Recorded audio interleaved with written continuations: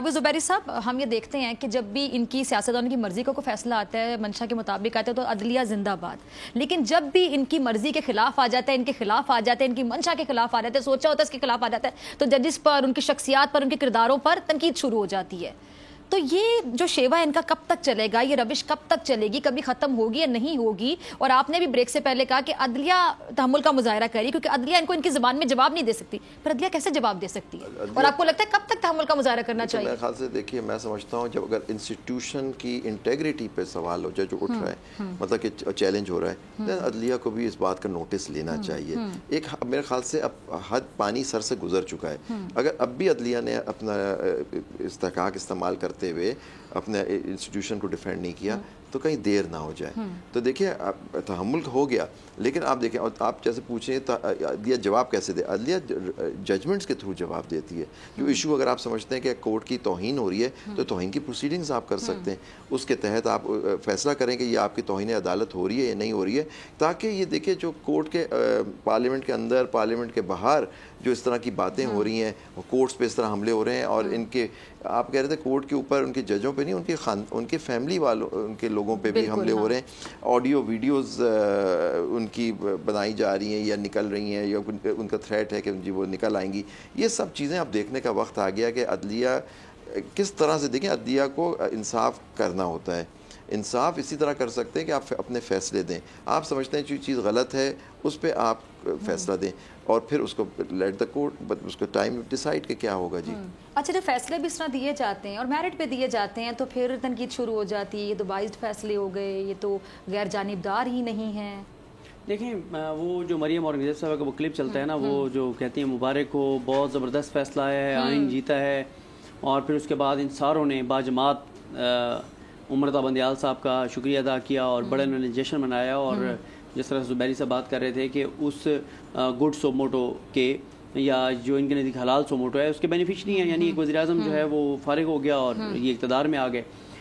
لیکن مسئلہ یہ ہے کہ اس کے بعد ابھی دیکھیں کہ ان کی اپنی طرف سے تو حکمت عملی یہی ہے نا، کہ ان کی حکمت عملی یہی ہے کہ جناب ہم اتنا ڈیفینسو پہ کر دیں ججز کو، اور ہم اتنا تقسیم کر دیں جوڈیشری کو، ہم اتنا ان کو اٹیک کرتے ہیں، اور سب سے زیادہ جو شرمناک اور افسوسناک بات ہے وہ ججز کی فیملیز کو ٹارگٹ کرنا ہے، کہ آپ دیکھیں آپ ریاستی وسائل ججز کی فیملی کو ٹارگٹ کرنے کے لیے استعمال کریں۔ مجھے ایک بات بتائیں، جب سے یہ حکومت آئی ہے اور پچھلے خاص طور پہ 4 ماہ میں جب سے یہ الیکشن کی بات شروع ہوئی ہے تو آڈیوز آنے لگ گئی ہیں، کبھی آپ نے سنا ہے کہ اچانک ٹی وی چینلوں پہ آڈیو چل گئی ہوگی، ایک دہشت گردی آڈیو ہم نے پکڑ لی ہے وہ، اور ہم نے دیکھے اس کو اٹھا لیا ہے، اس دہشت گرد کو، اس کی آڈیو سن لی ہے؟ مطلب آپ دہشت گردوں کی آڈیو سننے کے بجائے اگر آپ جو ہے وہ ججز، ان کی فیملیز اور دیگر شہریوں کی اگر آپ آڈیو سنیں گے تو پھر یہی ہوگا جو پاکستان کے اندر ہو رہا ہے۔ مجھے بتائیں جتنی پولیس چودھری پرویز الہی صاحب کے گھر پہ گئی ہے، کیا اتنی پولیس آپ کو ثانیہ پشاور میں 100 نمازیوں کی شہادت کے بعد آپ کو کہیں کسی دہشت گردوں کے ٹھکانے پہ اتنی پولیس نظر آئی ہے؟ کیا آپ کو ایک دم فوٹیج نظر آئی ہوگی دہشت گردوں کو ہر طرف سے گھیر لیا ہے پولیس نے، اور نہیں چھوڑیں کہ جناب 100 نمازی آپ نے ہمارے ذبح کر دیے، ہمارے نمازی آپ نے 100 شہید کر دیے؟ ریاست کو اپنی ترجیحات جو ہے نا وہ طے کرنی ہوں گی۔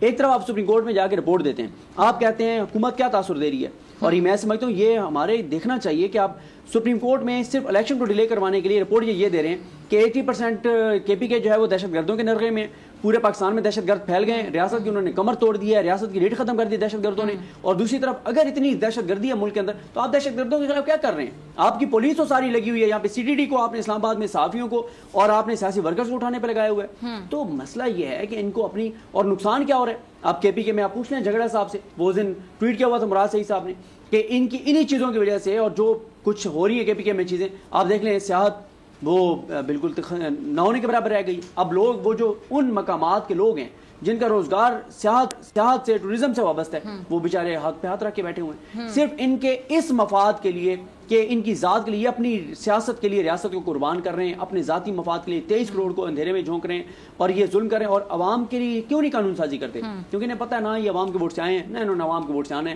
جنہوں نے ان کو لانا ہے انہیں کو خوش کرنے میں لگے ہوئے ہیں۔ آپ نے تو مجھے یاد کروا دیا کہ کچھ دن پہلے شاہد خاقان عباسی صاحب میرے پروگرام میں تھے، زبیر صاحب آپ بھی ذرا سنیے گا ناظرین۔ آپ صدیق، میں نے ان سے پوچھا کہ آپ انہیں جو یہ ری امیجننگ پاکستان یہ جو پلیٹ فارم ہے وہاں پہ بات کرنی ہے عوام کے مسائل کی, تو یہ تو آپ پارلیمنٹ میں بھی کر سکتے تھے. نون لیگ کے پلیٹ فارم سے کرتے, کہتے ہیں نون لیگ کا پلیٹ فارم تو پارلیمنٹ ہے. ویسے میں عباسی صاحب کی بڑی عزت کرتی ہوں, ایک رسپیکٹیبل شخصیت ہے, تو انہوں نے کہا کہ میں پارلیمنٹ میں بات نہیں کر سکتا تھا. مطلب پارلیمنٹ میں آپ عوامی مسائل ڈسکس نہیں کر سکتے, تو پارلیمنٹ میں تو جانے کا مقصد ہی ہوتا ہے کہ عوام کے مسائل آپ نے ڈسکس کرنے, آپ عوام کے نمائندے ہوتے ہیں, عوام نے پاؤں بھیجا ہوتا ہے مسئلے حل کیے جائیں. دیکھیں آج کل پارلیمنٹ کا ایک مقصد ہے, ججز کو ٹارگیٹ کرو, ان کی فیملیز کو ٹارگیٹ کرو, یا اور آپ کو ایک الگ سے پلیٹ فارم بنانا پڑا ہے. دیکھیں ڈاکٹر صاحبہ, اس دن بات ختم ہو گئی تھی جس دن انہوں نے ایک جج صاحب کی بیٹی کو ٹارگیٹ کیا. مطلب اس سے زیادہ غلیظ حرکت کیا ہو سکتی ہے کہ آپ الزام یہ لگا رہے ہیں کہ جج صاحب کی بیٹی کی فیس کوئی اور ادا کرے. اس سے زیادہ کتنے گر سکتے ہیں آپ؟ اسی لیے تو ان کو کہا تھا کہ آپ تو سیسیلین مافیا سے بھی آگے نکل گئے. یہ تو سیسیلین مافیا نے بھی یہ نہیں کیا تھا جو آپ لوگ کر رہے ہیں. اور وہ جج صاحب کے اکاؤنٹ میں سے ان کی بیٹی کی فیس جا رہی ہے, ڈاکومنٹس موجود ہیں, ہم نے سارے ڈاکومنٹس اپنے پروگرام میں چلائے. جس دن انہوں نے یہ کیا ہے نا, اس دن ان کا پتہ چل گیا تھا کہ جتنے یہ گر گئے ہیں بستی میں, میرا نہیں خیال پاکستان کی تاریخ میں کوئی گرا ہے, اور نہ ہی پاکستان کے فیوچر میں. جھگڑا صاحب کی طرف چلتے ہیں. جھگڑا صاحب میں آپ کی طرف آ رہی ہوں. عمران خان سے فرماتے سپریم کورٹ کے احکامات کی اگر خلاف ورزی ہوئی تو ہم احتجاج کریں گے. تو جھگڑا صاحب کس کس ناانصافی پہ احتجاج کریں گے, کب تک کریں گے؟ جب آپ کی حکومت تھی تب آپ لوگوں نے اقدامات کیوں نہیں کیے اس پہ؟ اور کیا کریں, عوامی پارٹی جس کا عوامی مینڈیٹ ہو, عوامی بیکنگ ہو, وہ عوام کی طاقت ہی دکھا سکتی ہے نا. آپ کا جو سوال ہے کہ اپنے ٹائم میں زیادہ کیوں نہیں کیا, یہ بالکل پرٹیننٹ سوال ہے, بالکل ٹھیک سوال. دو باتیں. پہلی بات یہ کہ ہمیشہ جتنا بھی کرے, جو بھی حکومت کرے, زیادہ کرنا چاہیے تھا. پہلی بار حکومت میں آئے تھے, 2 سال جو کووڈ کا چیلنج تھا وہ once in a 100 year challenge تھا, آج کل والا نہیں تھا. اس کے باوجود جو کام کیا اور جس طریقے سے حکومت امپروو ہوئی, میرے خیال میں اگر کسی کو پہلے شک تھا, پچھلے 10 مہینے تو ابھی نہیں, پورا سال ہو گیا, پچھلے سال میں وہ شک دور ہو گئی کہ جو کمپٹنس والی حکومت تھی ان کی کمپٹنس سب نے دیکھ لی. لیکن ساتھ یہ بھی ایک حقیقت ہے کہ پاکستان کو بدلنے میں یہاں پہ جو رینٹ سیکنگ ایلیٹس ہیں, جو مختلف مافیاز ہیں, جو انٹرسٹس ہیں مختلف اداروں میں, جو اپنے انٹرسٹ کو پروٹیکٹ کرتے ہیں, کہ ان کو ایک ون ون دینے کے لیے اور ملک کا نظام بدلنے کے لیے ٹائم لگے گا. میرا ذاتی ایکسپیرینس بھی ہے, ایک صحت کارڈ لے لیں, ایک صحت کارڈ جھگڑا صاحب جی جی جی اس کے بعد وہ ہوا, لیکن ٹائم لگتا ہے, ٹائم لگتا ہے. اگر آپ کو یہ ویڈیو پسند آئی تو سبسکرائب کریں اور بیل آئیکن پر کلک کریں. ہوائے نفس کی ہے حکمرانی, لٹیرا کر رہا ہے پاسبانی. بول نیوز کے مارکیٹنگ ہیڈ آکاش رام تاحال لاپتہ, تفتیشی ادارے جواب دینے سے قاصر.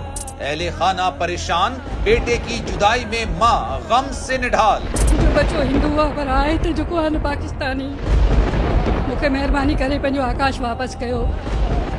امریکی سینٹ میں کانگریس مین کی آکاش رام کے اغوا کے خلاف پرزور مذمت. And I, of course, have been concerned about some of the terrible disappearances, some of the abuses of human rights in Pakistan. United nation نے بھی آکاش رام کی بازیابی کے لیے مؤثر اقدامات اٹھانے کا عندیہ دے دیا. مشکل کی اس گھڑی میں عالمی میڈیا سمیت انڈین میڈیا بھی چیخ چیخ کر آکاش رام کی بازیابی کے لیے آواز اٹھا رہا ہے. عالمی صحافتی تنظیم اور انسانی حقوق کی عالمی تنظیموں کی بھی آکاش رام کے اغوا کی مذمت. اف کیا ظلم ہے, بول انصاف کا منتظر. سبسکرائب کریں اور بیل دبائیں تاکہ کوئی خبر رہ نہ جائے.